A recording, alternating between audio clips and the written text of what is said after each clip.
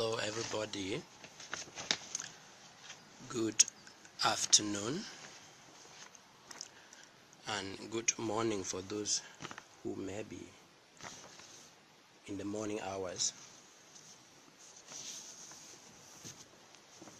It is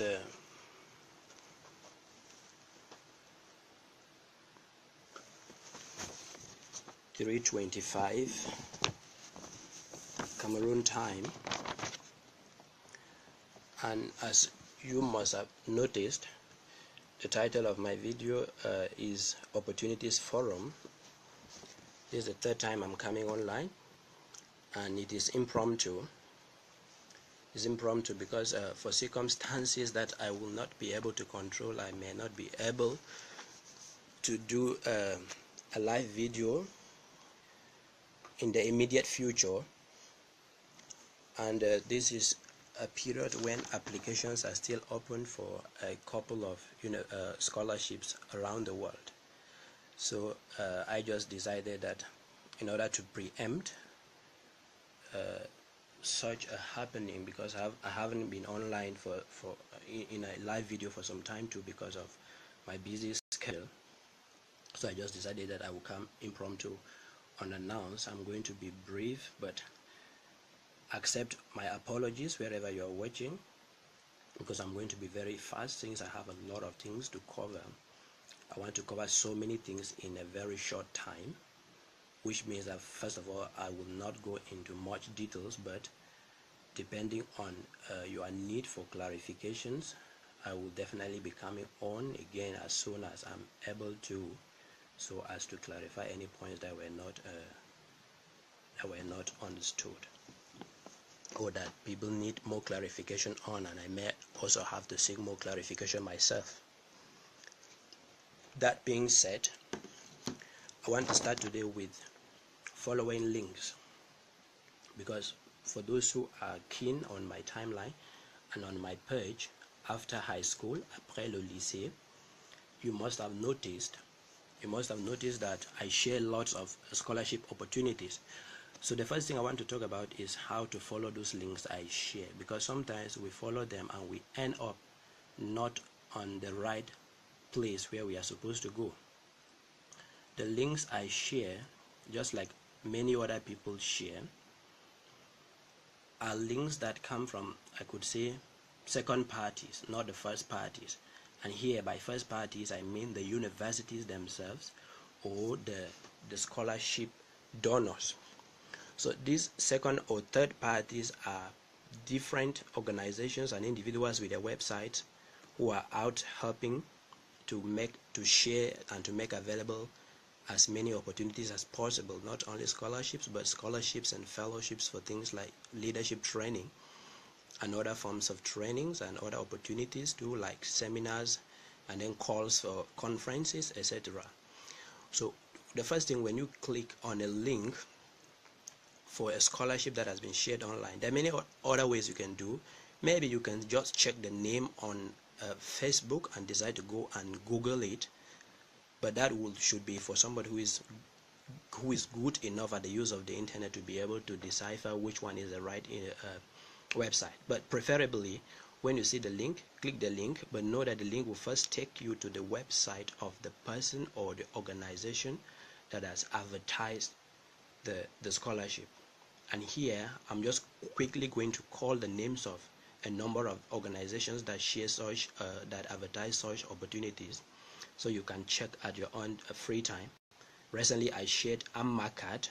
It is an Armenia based scholarship and opportunity sharing NGO, I should say. But there is also After School Africa, there is Advance Africa, there is scholarshippositions.com, there is Opportunity Desk, there is Youth Hub, to name but these. So when you go, it means that if I share a scholarship which comes from scholarshippositions.com and you click on Facebook, you will first land on the web page of scholarshippositions.com, and then you will read the brief description that they have given of the scholarship. But you have to be keen, because often, but not always, often towards the end of the description given on their on their web page, for whichever one of them they may be, you will now see a link saying click to apply or click to official website, and that's where you are now going to click, and then you go to the official website of either the university in question or the scholarship donor in question. I'm saying so because a number of people end up only on the web page of the advertising of the advertiser, and often because people just like myself, I am doing that for now more on Facebook, but hopefully a website will be coming up by the grace of God. So what happens is that people are busy and they cannot give all the possible details, but they always try to give the essentials, and it's now up to you to, from their website, to continue to the official website of the scholarship in question to be sure that everything is accurate and is authentic, and you check further details. Further details are always available. And now that's where I'm coming to the next point on my agenda, which is checking eligibility and mode of application. Am I eligible to apply? You check eligibility in terms of many things. First, in terms of nationality, because for every scholarship there is always eligibility in terms of nationality. Some scholarships are open to everybody from any part of the world, and then some are for specific countries or specific regions of the world. So first thing is check, according to the passport I hold, according to my present nationality, am I eligible to apply for this scholarship? If you find that you are not, it is not necessary wasting your time there. Again, you can just quit it and look for other things, because there are lots of other opportunities. Then you check too in terms of the academic requirements. What is expected of me? Is it a first degree, that is a bachelor's degree, an undergraduate degree, as in some communities they call, or in some communities they call it graduate? And if you permit me, I should be making a brief distinction here about graduate, undergraduate, and postgraduate. In the UK and in places like Australia and New Zealand, the first degree you get in a university is generally, or the first cycle of studies is the undergraduate cycle. And when you finish with your bachelor's, which can be a Bachelor of Arts or Bachelor of Science, you move on to do postgraduates, beginning from master's to PhD. But in North America, and here I mean the USA and Canada, when you are in the first cycle of university, they call that undergraduate. But when you move on now, after undergraduate, you go to graduate. And so postgraduate in the UK will be equal to graduate in America and Canada. That being said, I come back. So you check to at what is the GPA, the grade points average required of you, or average as it may be in some cases. Do they ask for 3.5 on 4? Do they ask for just 3 on 4? You check all those things. Are they asking for a first class honors degree, which will be something like a très bien in some francophone countries, generally something as from 16.5 upwards on 20. And then you check too, and there are some scholarships where they will say, okay, female candidates are strongly encouraged to apply, for example, or they may say candidates from country A or country B are strongly encouraged and preferred, which means that if those people apply, they will be given some preference there. Everything is clear and is well set out at the beginning. And you also check the mode of application. I'm trying to cover a lot of things. I'm sorry if I'm fast. And I thank all of you who are watching right now. I can see Joe Kemsilo, I can see Ngong Clifford, I can see Cha Nata, I can see Cham Lambi, I can see Alan Nyamjo, and a couple of others. Thank you. So we keep the ball rolling. There are scholarships that you have to apply online, only online, exclusively. And then there's some that you have to apply offline, by post, by snail mail. And then there are some that are a hybrid of the two. There are some scholarships you start the application online and you end up still posting some of the documents to the place. So you always check to be sure which is the mode of application. That's the first thing, under mode of application, because I want to handle mode of application in two ways. So, and it is always very good to check the mode, because for scholarships that you have to apply by snail mail to post documents, you remember that for those applying from Africa, it is sometimes very slow for documents posted to come to Europe, to come to America, to come to Australia. So you have to check and be pretty fast, so as to catch up with time, and not because anything that arrives after a deadline, deadlines are supposed to be deadlines, and so they are supposed really to be respected. That said, another mode of application is that, so now I've talked about mode of application in terms of that it could be you apply offline exclusively, and there are even some scholarships where you apply through the ministries of higher education in your respective countries. There's some where you apply in the embassies of the countries in question, and then there are those you apply only online. But and again, in terms of mode of application, there are scholarships that you apply first for admissions into a university, which is a separate application package altogether, and you may even be asked to wait and first of all be offered a place, which can be a conditional offer or an unconditional offer, before you will now proceed to apply for the scholarship. But which means that here you have two application packages for both. First the admissions into a particular program in a particular university, and then secondly application for a scholarship. And then there are also some scholarships where you apply, you send in only one application, which is intended to be for both admissions and for the scholarship.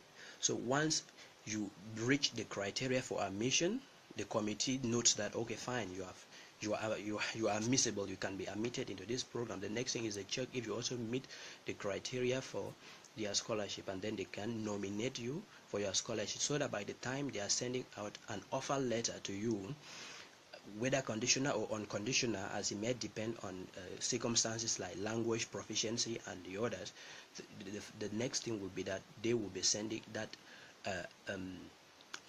admissions letter to you, including your scholarship and the details of the scholarship. That said, I want to take the next point I have on my agenda here, which is about contacting potential supervisors. Yeah, I remember in my last video I was promising to come on this issue, though I'm going to be fast about it today. My apologies again. So for this one, like I was saying, most often for masters and PhD, particularly PhD, most scholarships would require that, or even simple admissions into a university, even with that, a scholarship will require that the candidate, the applicant, should already be in contact with a potential supervisor in that university. And so what happens is you go to the website of the university, go to the faculty in question, because you know your former studies, your previous studies, and you know what you want to study in the future, so you should definitely have an idea of under which faculty it can be found. But in some universities they don't talk about faculty. Some universities will talk about school, like school of this, school of that, which is just simply replacing faculty of this, faculty of this. So if it is the faculty of science and technology, you check there, and now you go to the various departments. So if it is a faculty of arts, you check, you go to the various departments. If you were applying or you wanted somebody, for example, who is working on, let's say, comparative literature, you have to go to the department in charge of comparative literature, or you go to a school of modern languages, and you check the profiles. You check the profiles of the different professors, different lecturers in that department. You see what, because their profiles are always there. That is what. That is why when a university is very serious, it has to update and to put up at every moment the profiles of their professors and lecturers, so that students can be able to browsing through the website to know that okay, there is Professor X or Professor Y who is a specialist of comparative literature, who has published this book. Because when you go to their profiles, you will see their CV with a list of all what they have published. You also see even where they did their trainings, and you see sometimes you even see the current projects they are working on, and as well as their research interest. And some professors even specify, some just list their publications, and it's up to you to see the different things they have published and understand that okay, this person works in this domain. But some have, after listing their publications, also say I am happy, or I welcome potential supervisees in, and then they list their different areas. So you have to read what they have published and see if it matches with what you are planning to do. So if it matches with what you are planning to do, read at least 1 or 2 articles by that professor, or read a book by that professor. Read even many of his books if there is the possibility, so that by the time you are drafting your research proposal, you already know that this is this professor who has published this and this article, or this and this book, or this and this book chapter on this topic which is related to mine in this way or in that way. And now you try to craft something that he or she will see a link between that and his or her research interest, and will be happy to guide you through when you are finally admitted. So you now draft a research proposal. Ideally, a good research proposal cannot or should not go beyond 5 pages, ideally. But sometimes in some programs you are even limited to just 1 page or 2 pages. So always check different faculties, different departments, and their different specific requirements, so as to respect them. Thereafter, you draft one. You get the email, because the official university email of the lecturer is always there. You get it. You now send them an email. It should be short, it should be cordial, it should be official. Dear Professor this, dear Professor X or Professor Y. You introduce yourself and you say where I got your email from, your profile on the department page on the website of the University of this. I would like to, or I'm interested in applying for a PhD in the department of this, and I would be grateful if you become my supervisor. I've checked your profile and you are an expert in this field. And then you also briefly talk about your own self, what you've published up to that moment. And then once he finds interest in it, but you have to make it cordial, attractive, and innovative, especially in your research approach, he can then reply you. And if he or she replies you, then you can already start being on a safer side, so that now either you send it at the same time with the proposal, or sometimes it's good to first send just a simple email so that they reply to you, and then you can then send your proposal. So they check it, correct it, edit it. They can even give you better ideas, brainstorm together with you, and you refresh the whole proposal. But by the time your proposal has been okayed by a potential supervisor, you can be pretty much sure that you have chances of being admitted. But that doesn't guarantee anything, because there are many other people too who are applying, and they are also contacting professors. So the admissions committee will sit, and they will have to decide based on the previous performances of students and the strength of their research and every other thing. And also depending on how many students they want to take into their department and things of that sort. But at least the fact that you are already applying with the support of a professor, at least you can be about 70 to 80% sure, but not necessarily 100%. So that's it. And briefly speaking, you can do this for both a master's and a PhD, depending on what the requirements say, because for some master's programs they may not want you to go as far as contacting a professor, but some will want you to contact. And you also try to check the strengths, the research strengths of that university, and which fields of research are priority to them, so that you try to align your research with that. Because if there are 5 people applying, a university will happily want to take somebody whose research fits in with what they prioritize at the moment, than somebody whose research is far off from what they are doing. And like I say, nowadays interdisciplinarity, innovation is always good to make sure that our proposals show proof of these things. That said, I will be moving quickly to the 4th point. The 4th point is, I'm just going to list a series of PhD scholarships that I know. There are many scholarships. Nobody can know even half of them. Nobody can know even 1/4 of them. Anybody can. Any does know some, and when they know and they are willing to share, they can always share. So for PhD, the first thing is that generally, but not always, in North America, and again I mean USA and Canada, most of their PhD programs, I'm not saying all, so don't misquote me, I'm saying most, once you are admitted into a PhD, you are admitted with funding. And most of their PhDs are 4 years. So, but beware, you will need, for USA, you will need besides the language proficiency, which is preferably TOEFL, you may need the GRE if you are going for the arts subjects, or you may need the GMAT and other graduate examinations if you are going for sciences. But generally, in most cases, but I'm saying not always, once you get admitted into a graduate program in the US and or Canada, you will have funding alongside, so that you can work at the university while you are doing your research. You can work as maybe a teaching assistant or a research assistant, or do some other thing to help the university while you are studying, and also learning how to become potentially to become a lecturer at the university level. So that said, but there are also specific universities in the US which you can apply for, and they include master and PhD. The most prestigious US scholarship known as Fulbright. Fulbright gives scholarships for the masters and the PhD level. And then in Canada, there are also Commonwealth scholarships and a number of Canadian government scholarships, and there are other US government scholarships, not just the Fulbright. Now, in Germany, there is the DAAD, the DAD, and at the master's level, the DAD scholarship is limited to subjects that have to do with economics and the developmental studies and things like public policy or public administration. But at the PhD level, it extends to just any field of research, and the basic thing is to contact a potential supervisor and work like I described above, and if things are okay, you can then move on to submit your application for both admission and the DAD scholarship, and begin to pray your God that things work out well.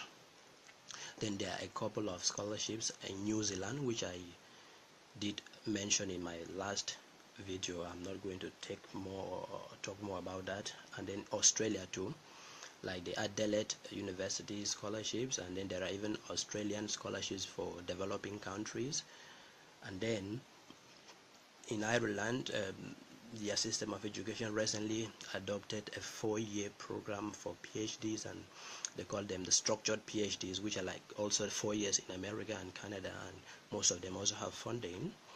Then there are scholarships by the government of South Korea, the Korean government scholarships, and they include even undergraduate, masters and PhD. And then there are the Turkish government scholarships, and they also include undergraduate, the masters and PhD. And then there are also Chinese government scholarships, etc. Then there are Erasmus Mundus joint doctorates. I think there are about 6 or 7 of them, and a joint doctorate. I'm going to talk about a joint master's too. Basically means a PhD that is offered by at least 2 or more universities. So they give you either a multiple certificate, or they give you a joint certificate signed by all of them, and you have to study by moving along according to some specific study path and instructions laid down by the consortium of the universities. So for their PhDs, they have few for now, but they have lots for the masters, and that is bringing me now to the master's scholarships and the DAD, the DAD. I already talked about it, and I said at the level of the masters, they are tailored to some specific fields of study, but at the PhD level, not so. Then there are also MasterCard scholarships, Coca-Cola scholarships, then South Korean scholarships, which I mentioned a while ago, the Turkish government scholarships, which I mentioned too. Then there are also the Dutch Excellence scholarships, then there are the Netherlands Excellence scholarships, etc. That said, I will also want to talk about the Erasmus Mundus joint master scholarships, and the well over 30 of them presently being offered. I don't mean, when I mean presently being offered, I don't mean that the application deadline for all of them is now. I mean that they are still eligible, because sometimes the European Union revises its funding program, and it scraps up some of them and replace them, or doesn't replace.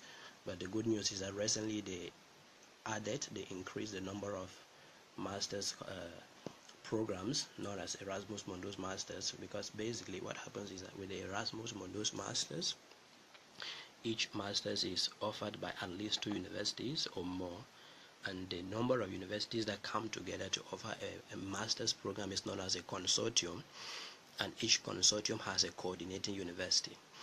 And the universities are always split between different countries in the European Union and sometimes out of the European Union. So sometimes they have partner universities in North America, in Latin America, and even in Africa and in Asia. And for each program there are scholarships there for the sciences, for the arts, and well, I will not generalize. For each one it is good to check the specific requirements, because there are some you have to apply online basically and exclusively. There's some, like I said, you may have to apply both online and then you post some documents, so it's just a matter of checking them. And as I say, there are well over 30 of them, close to 40, so it means they are in different domains and they're very innovative, and because they are not just like classical degree programs, they always have a lot of allowance for flexibility in choice of what you are studying and where you are going to study, so that the international experience too adds to your academic acquisitions, to what you learn, not just in the classrooms but also as you move along and learn from different educational systems. And then for undergraduate studies, yeah, I think I already mentioned a couple of scholarships above. I will be coming back to that in future. While I will be trying to wrap up, and then please, if there is any question, prepare it so that once I'm done with the next point that I'm taking, I can quickly take 1 or 2 or 3 questions and then call it quit. What I want to talk about now is that I want to say research, academic research has changed tremendously, and it is very important to be actively doing research whether we are in school or not, if we think that we need a scholarship in future, or we even need admissions into some universities that have a certain international reputation, because even simple admissions without scholarships in most reputed universities is very competitive. So it's not like everybody who applies is taken. You may even apply and have millions of dollars and millions of pounds to sponsor yourself, but if you don't meet the requirements, you are not admitted. That's the first thing, because there is competition, and each program and each department always has a number of people they have to take, so that people are not overcrowded.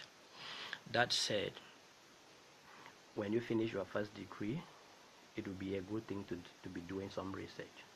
Read extensively in your field and try your hand at writing articles.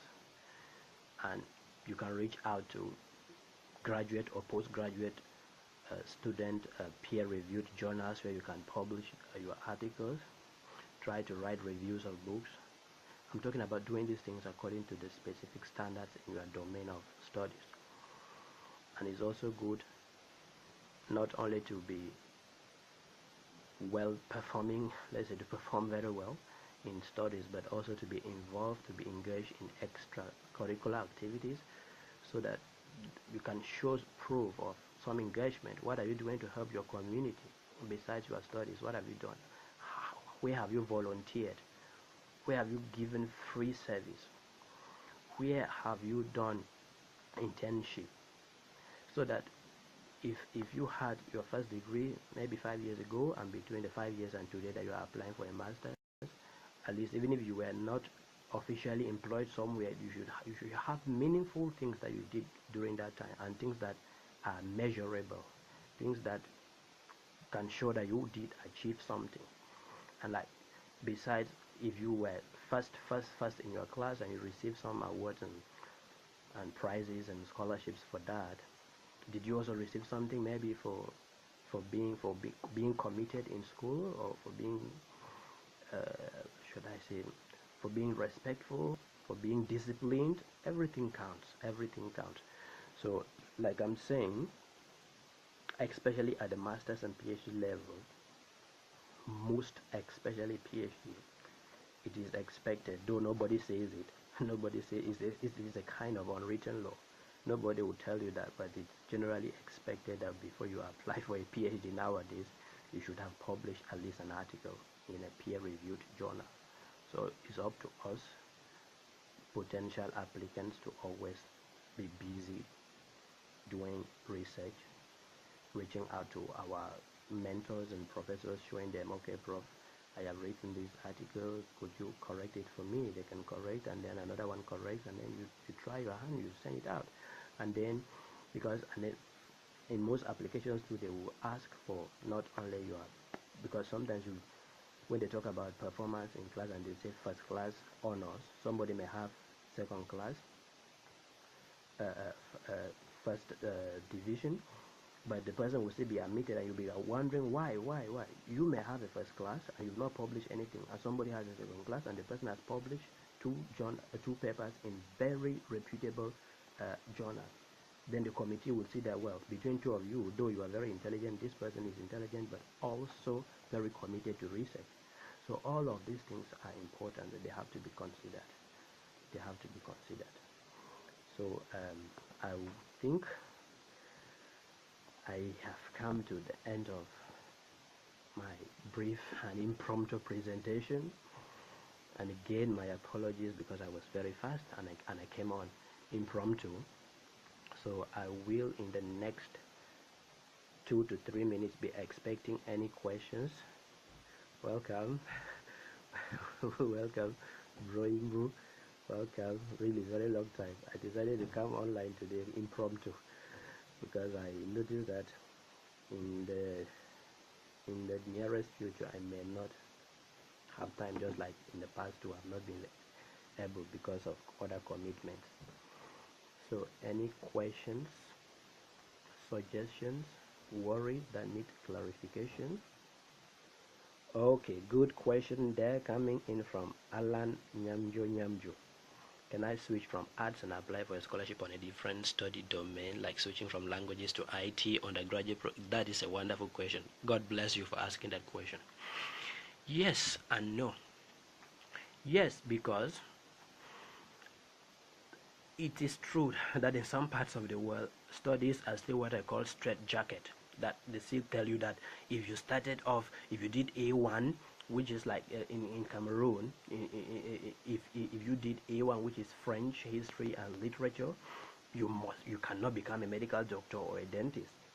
But now, that could be it in some countries, that you must have done this as your previous studies before you do this. But in some countries, nobody cares about what you did previously. They care more about what you want to do presently. But the problem is, you wanting to do that change should be able to convince the admissions committee of why that change. You should, because remember that in applying, whether for just admissions or admissions plus scholarship, you have to present what they call the research proposal, which is different, and you also have to present what they call the personal statement, which is sometimes called the statement of support or the letter of motivation. And there you have to explain why, or what you studied previously, what you want to study now, the link between them, and what those things will help you to do with your life and the life of the humanity. So you should that is why I say yes and no, because, well, yes, there may be a country that doesn't care what somebody studied previously. People can change. There are people who have master's degrees in literature and they go on to do their PhDs in philosophy, for example. But the point is always, you have to be able to convince them, either through interviews or when you are applying, that okay, this is a good choice, it is well motivated, I have tangible reasons for changing, for switching from the domain of arts to the IT domain. If that is proven and it is in a university that doesn't care about what you did behind, fine and good. So it's always good to check, because like if you are applying for the masters in development studies in Germany, some universities may not specify certain things, but there are some that will tell you that okay, if you are applying for development studies, you must have, in your undergraduate studies, you must have studied quantitative and qualitative analysis. And now it is up to you to see if you were switching from maybe literature to this kind of studies or pure history to this, it is up to you to know if did you do qualitative and quantitative analysis, and if you did it, you also check what do they say. Do they say that that has to be proven on your transcript, or you just have to show proof of it yourself when you are into the study program? So I come back to conclude on the question that it is yes and it is no. Yes, but you have to prove why you are doing that, and you move on. It's very possible in some countries like in the US and in the UK, but it's also very difficult in some countries where studies are still more of compartmentalized, like you must only move from this department and you continue in this department to the end. But we hope that changes will be coming in different parts of the world as innovation continues to be part of higher education. I hope I answered your question. Thank you. Any other person?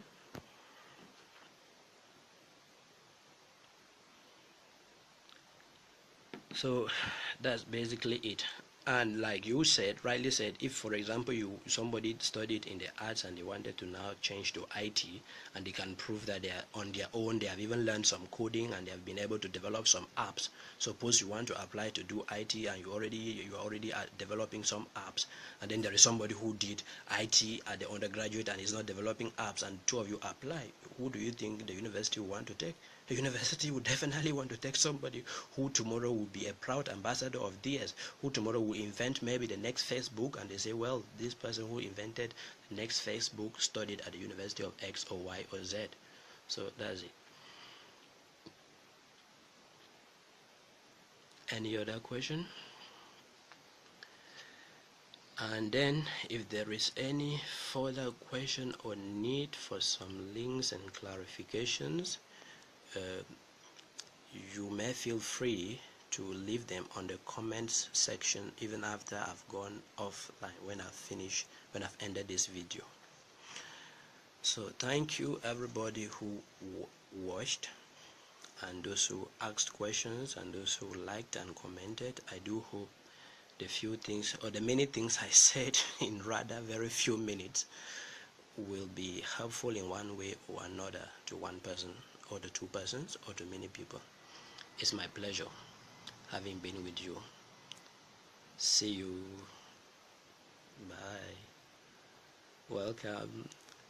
This is Esther. It's been a while. I hope, though you are coming when I'm signing out, but I'm sure when I sign out and finish with the video, you can, at your convenience, watch the whole video.